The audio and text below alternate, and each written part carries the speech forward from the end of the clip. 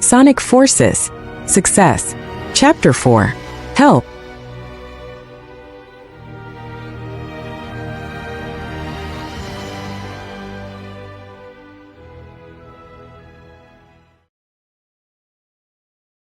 He made it all the way to the emergency room without any damage, and watched as the doctors took Sonic out of the truck. He waited a good amount of time after they had entered the building, then rushed out of his car, locked it.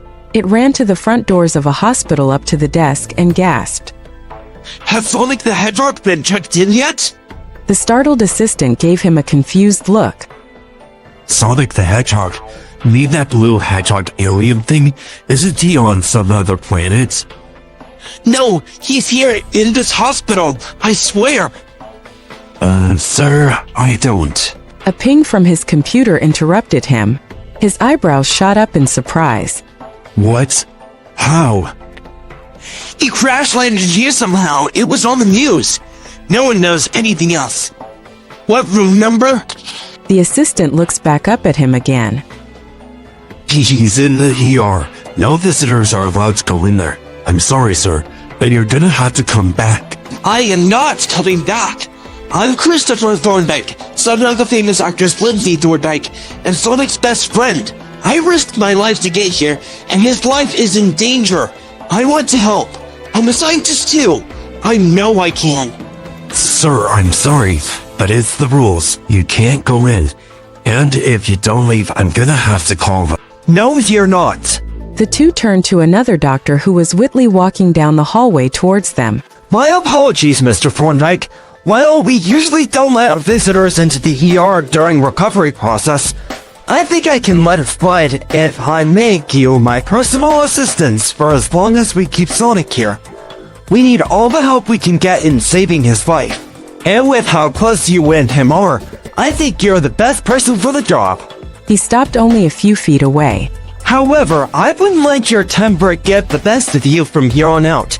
That could cause us more problems. Chris blinked, then looked down ashamedly. Great, sorry.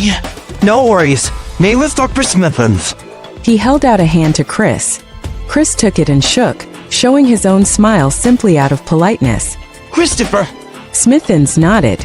Good. Now if you'd follow me, please. They made their way back down the hallway, the assistant at the desk simply staring at their backsides with utter confusion. I'm sure that when you saw the news, you were utterly horrified. But I must warn you, what you're about to see is a lot worse than it was on TV. Keep your emotions in check from this point on, and remember that we're doing everything we can to save his life. Is he alive at least? Chris asked, feeling his heart filled with dread. He wished he would never had to say that, never imagined he ever would. Not about Sonic, at least. Barely. Chris prepared for the worst as they stopped in front of a door far down the hospital. He hadn't realized how fast they had been walking. When the door opened, he gasped. There was Sonic, a face mask strapped to his muzzle, bringing him oxygen as he breathed slowly, and all kinds of IVs sticking here and there on his body. Some of the doctors cleaned his wounds, others looked for any broken bones, and more kept track of his vitals. He looked so small and frail, nothing like what Chris remembered from all those years ago. There were even dark lines under Sonic's eyes. The sight made his eyes water. He quickly blinked the tears away, willing himself to stay strong. You will be his moral support. At the moment, the best thing you can do is stay with him. Once we figure out where to assign you, then you'll move to there. Understood? Chris nodded. Yes, sir.